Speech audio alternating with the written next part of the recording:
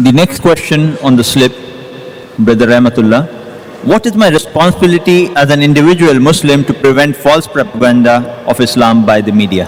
What is the responsibility as a Muslim for me to answer the false propaganda of the media is that you should be well versed or have knowledge of your Deen Islam and reply to this. Don't become apologetic. As I mentioned in my talk, reply, be confident, be proud to be Muslim, and see to it that you have knowledge and also you yourself are practicing Muslims. If you are not a practicing Muslim, you are propagating wrong thing about Islam.